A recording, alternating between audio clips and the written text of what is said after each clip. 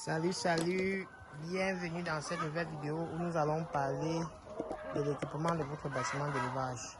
Donc, nous allons parler de la construction du bâtiment. Et après avoir construit ce bâtiment-là, il est important de l'équiper. Donc, c'est la raison d'être de cette vidéo. Je sais que vous êtes un peu surpris que je fasse la vidéo de l'équipement du bâtiment dans un bâtiment où il y a déjà les poules. Oui, je vais vous expliquer cela. C'est parce que la spécificité des poules pondeuses, c'est la production des œufs, comme nous avons dit déjà lors de l'introduction à notre formation. Et la production des œufs, il y a certains équipements qu'on met dans le bâtiment seulement quand les poules entrent déjà en production. Or, comme moi, je veux que vous soyez préparés dès le départ de notre formation sur ces différents équipements-là, il était important pour moi de venir dans un bâtiment où la production est déjà effective, où la production a déjà débuté, pour vous permettre de comprendre directement pourquoi nous disons qu'il faut avoir telle chose et telle autre chose. Donc alors, sans plus tarder, vous allez remarquer que dans ce bâtiment déjà, vous voyez, il y a un peu les points rouges partout. Donc vous voyez les éléments rouges. Et vous savez que les poules pondeuses ont un cycle de 1 an 6 mois. C'est-à-dire 16-68 semaines. Et quand vous avez un cycle aussi important, il est question de faire votre maximum pour faciliter le travail à vos employés.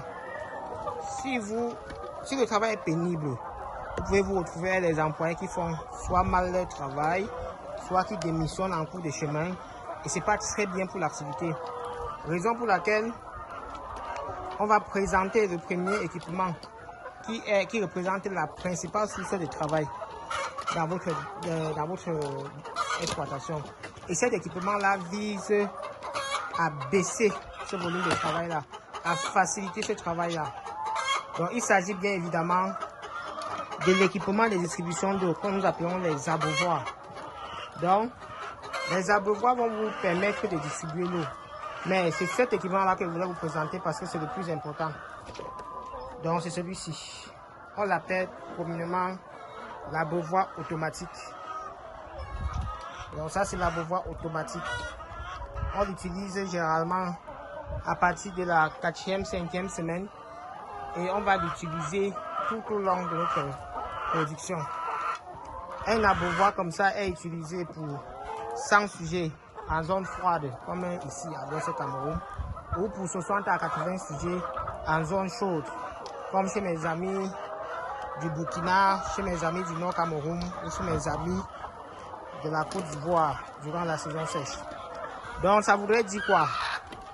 Donc si vous êtes dans une zone chaude, c'est une zone où les températures à une certaine période de l'année peuvent atteindre les 30 jusqu'à 35 degrés, voire plus. Si vous êtes dans une zone chaude, moi je vous recommande dès la base que quand vous achetez votre équipement, quand vous achetez ces abreuvoirs, vous prévoyez que ok, c'est pour 60. Donc vous allez partir sur la base de cette densité-là. Pourquoi? Parce que il y a quelqu'un qui veut faire un petit combat avec moi là. Waouh.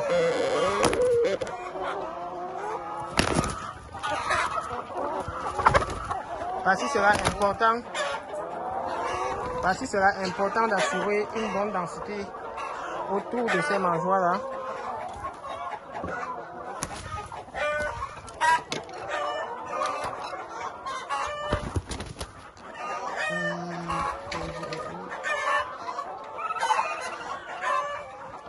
Et il sera important d'assurer une bonne densité autour de ces abreuvoirs là. Parce que si vous partez par exemple sur la base de la période froide, vous achetez 1%. Si vous achetez 1% après, durant la période chaude, vous allez constater que vos sujets n'ont pas suffisamment accès à l'eau. Or, quelle est la particularité? L'œuf. Je vais prendre un pour vous expliquer. L'œuf que vous voyez ici, dans l'œuf là, ça c'est plus de 70% d'eau. Donc celui-ci que vous voyez, c'est plus de 70% d'eau. Donc vous comprenez directement que si vos gars ne boivent pas, ils ne vont pas pondre. Or, pour boire, il faut l'eau en qualité et surtout en quantité. Raison pour laquelle vous devez assurer que la densité autour de l'abreuvoir est suffisante pour permettre à tout le monde d'avoir accès à l'eau, peu importe la saison. Donc, je vais vous expliquer tout à l'heure un peu comment installer ce système. Donc, je me rapproche là pour vous montrer. Donc, vous allez voir à l'extérieur là, il y a un réservoir de 1000 litres, vous le voyez là, avec sa toiture. De ce réservoir là jusqu'à l'intérieur du bâtiment, il y a ce tuyau. Vous allez voir même que là, à côté là, il y a une vanne.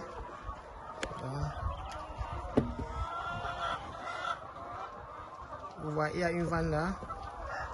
Et il y a ce tuyau qui ramène l'eau dans le bâtiment. En réalité, c'est ce tuyau qui distribue l'eau. Donc, ce tuyau va faire le tour le long du bâtiment. Et vous allez voir qu'ici, il y a ce qu'on appelle le T. On installe ce T ici, qui va alimenter pour la ligne que vous voyez ici là, toute cette ligne.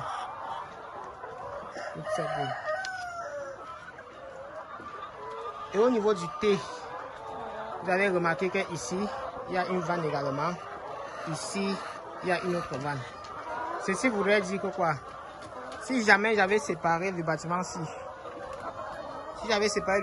au niveau du poteau où se trouvait le T là, et que je veux administrer un produit seulement pour le compartiment-ci, je ferme le T qui part dans le compartiment-ci pour que l'eau ne circule pas ici, et j'ouvre celui qui part là pour que l'eau circule du côté là.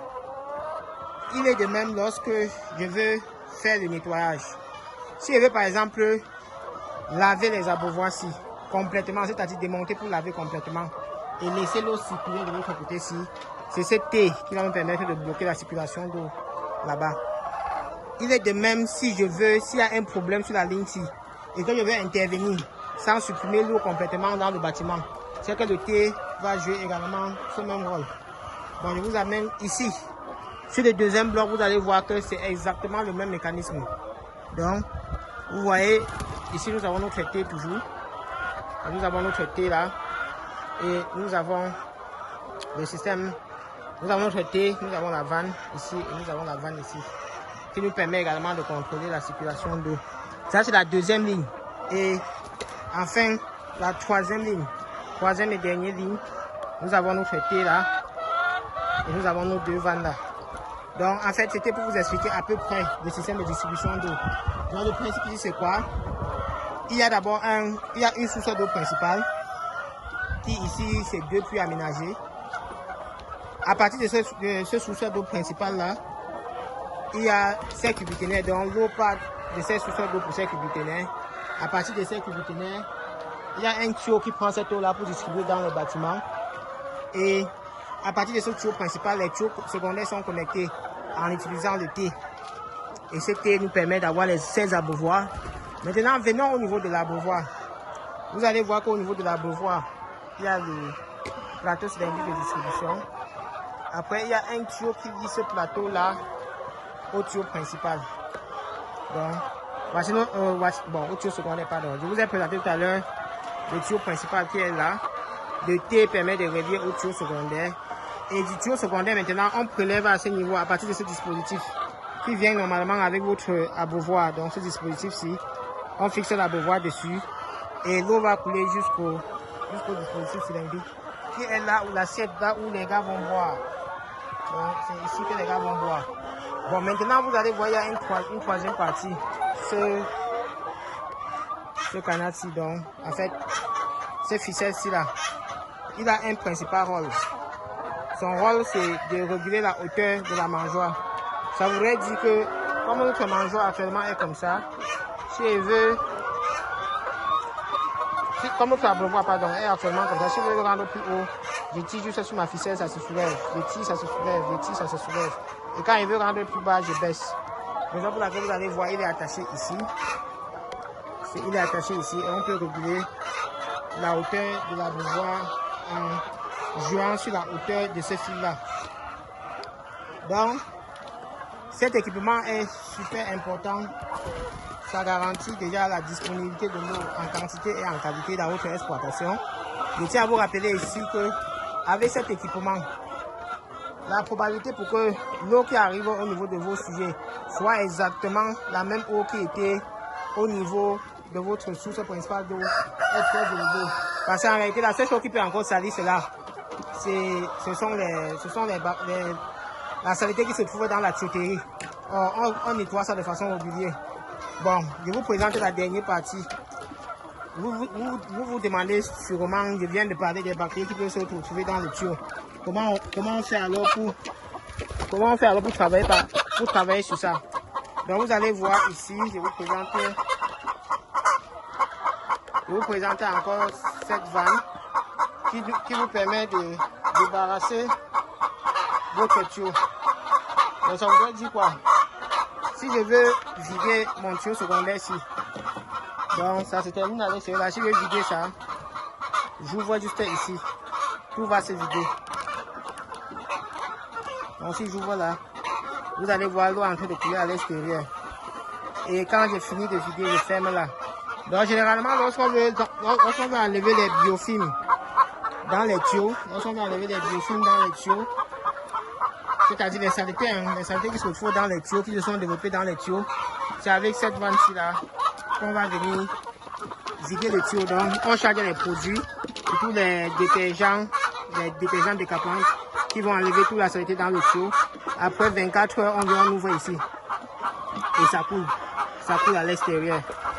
Quand ça finit de couler, vous entendez le bruit, c'est ça qui est en train de couler là. Quand ça finit de couler, on referme. Et on peut recharger l'eau pour tout le bâtiment. Donc le second équipement que vous devez également avoir sont les... Bon, pardon, excusez-moi de revenir un peu. Avant d'aller sur les mangeoires, vous avez vu durant la phase du démarrage, il y a un équipement que vous êtes présenté, à savoir les abreuvoirs de démarrage qui font 3 litres. Donc, généralement, peu importe le système d'abreuvement. Donc, si vous voulez utiliser le système d'abreuvement automatique, c'est avec ces abreuvoirs-là que vous allez d'abord commencer. Et à partir de la 3e semaine, vous commencez à baisser la hauteur des abreuvoirs, si comme vous êtes présenté tout à l'heure, comment on fait avec la ficelle, pour commencer à préparer les poussins à la transition du système d'abreuvement. Donc, il ne faut pas qu'ils touchent des abreuvoirs manuels aux abreuvoirs automatiques de façon brutale. Non, on les prépare. Et quand ils se retrouvent maintenant avec, qu'on a retiré tous les abreuvoirs manuels, on a laissé les abreuvoirs automatiques, ça devient simple. Dans le second équipement que je voulais vous présenter, ce sont les mangeoires. Donc, vous avez sûrement déjà vu d'autres types de mangeoires dans nos vidéos, mais vous savez que l'une de nos philosophies, une partie importante de notre philosophie, c'est la valorisation des ressources locales. Ici, nous sommes à l'ouest du Cameroun, nous sommes au Cameroun. Nous avons la possibilité d'avoir le bois, raison pour laquelle nous préférons utiliser des mangeoires en bois. Donc ces mangeoires-ci, c'est 1,5 mètres et la place à table pour une poule comme ça, c'est 10 cm. C'est-à-dire que les 1,5 mètres là, ça prend 15 sujets de ce côté là et 15 sujets de ce côté-ci. Ce qui fait 30 sujets pour la mangeoire que vous voyez là. Si c'était juste une parenthèse, si c'était les poulets de chair, ça devait être plutôt 14 cm par semaine, parce qu'eux, ils sont plus volumineux et ils bouffent plus. Donc, l'une des particularités de cette mangeoire, c'est sa profondeur. Vous voyez la profondeur, elle est assez importante. C'est dans les 15-20 cm, mais surtout le tournequel. Donc, vous voyez ce tournequel-ci. Il joue un rôle très important parce qu'en réalité, avec cet équipement, vous pouvez vous retrouver avec les poussins qui défectent, avec les poules qui défectent facilement à l'intérieur. Or, vous devez tout faire pour préserver la qualité de votre aliment. Et c'est la raison pour laquelle les tournequets jouent un rôle important, parce que vous allez voir que si je veux toucher là, ça va toujours bouger. Donc une poule ne peut pas facilement se positionner dessus sans que ça ne bouge. Du coup, elle n'aura pas la stabilité pour pouvoir défecter dans l'aliment. Donc ça empêche que les poules se posent au-dessus des mangeoires. Mais je voulais quand même vous expliquer que ce type de mangeoire a, c'est généralement 3 catégories. Il y a la mangeoire démarrage qui est moins de 5 cm de profondeur. Il y a l'aliment croissance qui est entre 5 et 10 cm. Et il y a l'abreuvoir, il y a la mangeoire finition qui est à plus de 15 cm, donc 15 à 20 cm de hauteur. Donc avec ces mangeoires, ici ça vous permet de valoriser le matériel local, d'avoir un truc plus accessible. Et vous voyez qu'une mangeoire c'est jusqu'à 30 sujets. Donc, si vous voulez faire 1000 sujets, vous faites une seule 1000 divisé par 30, vous allez trouver le nombre de mangeoires que vous avez besoin. Et vous allez constater que entre deux lignes d'abreuvoir se trouve une ligne de mangeoire, parce que la poule ne doit pas faire l'effort pour aller consommer de l'eau lorsqu'il a fini de manger. Donc vous voyez, voilà voilà une abreuvoir, voici un second abreuvoir et voilà une ligne de mangeoire. Donc deux lignes d'abreuvoir, une ligne de mangeoire, ou bien deux lignes de mangeoire, une ligne d'abreuvoir. En réalité, quand elle finit de manger là, elle va se tourner pour aller consommer l'eau. Après, elle revient manger. Bien sûr que les animaux sont rationnés.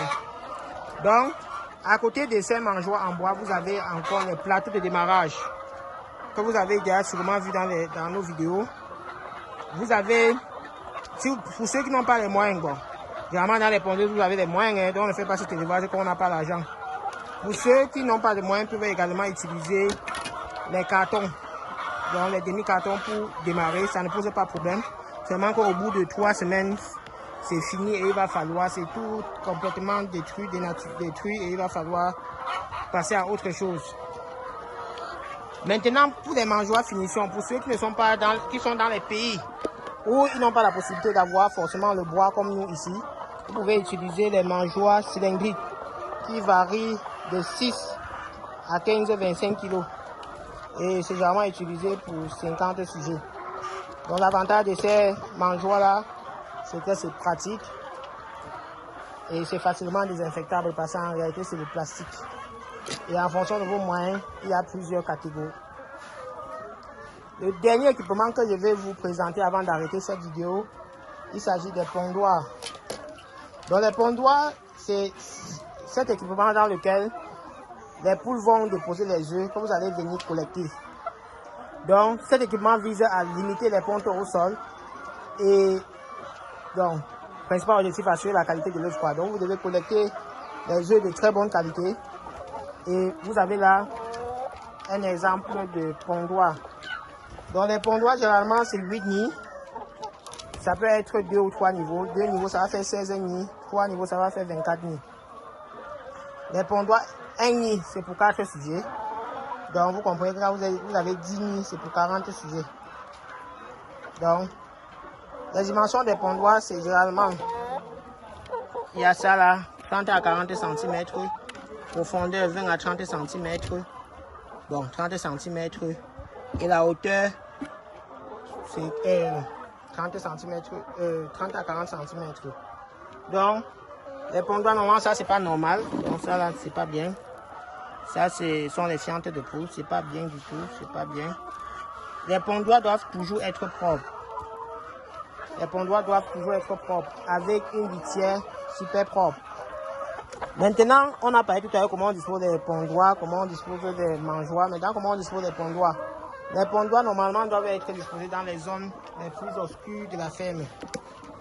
Pourquoi? Parce que je ne pense pas qu'il y a quelqu'un qui suit cette vidéo et qui aime faire l'amour en public. Il faut comprendre que la ponte chez la poule, c'est un peu comme si elle faisait l'amour. La ponte chez la poule, c'est comme si elle accouchait. Donc, elle aime aussi se cacher avant d'accoucher. Et si vous partez l'exposer, vous mettez le pondoir en public pour qu'elle vienne pondre à l'intérieur, elle va dire que vous trahissez son intimité. Elle va naturellement décider d'aller pondre au sol là où il fait sombre. Je vais vous présenter quelques cas ici. Donc la ponte au sol, ça peut être dû aux pondoirs qui sont mal disposés, ou bien ça peut être dû aussi aux pondoirs qui sont insuffisants. Donc voyons voir, ça c'est la zone la plus obscure de la ferme. Hein. Vous allez voir que ici, tout le monde veut pondre ici. Ceux qui ne font pas les places dans les pondoirs vont pondre au sol. Et c'est comme ça que vous allez vous retrouver avec plusieurs œufs au sol. Et je vous montre alors une belle image. Donc vous voyez ces gars, ça, vous voyez que ça c'est la zone la plus sombre. Vous avez vu l'autre pondoir tout à l'heure, il n'y a personne dedans. Comme c'est la zone la plus sombre, tout le monde veut pondre dans le pondoir où on ne le voit pas. Et je vous les voilà entassés dans un seul pondoir alors que les autres pondoirs sont libres. Donc, les amis, prenez en considération ces conseils. Je vous montre encore d'autres pontes au sol. Prenez en considération ces conseils et surtout, équipez bien vos bâtiments pour assurer une bonne production. Alors, naturellement, j'attends vos questions dans le groupe de formation J'attends vos questions par email. Et si vous avez des remarques, si vous avez certains aspects que vous n'avez pas bien compris, que vous souhaitez qu'on réexplique, n'hésitez pas d'insister là-dessus. Alors, je vous donne rendez-vous tout à l'heure pour une nouvelle vidéo de formation.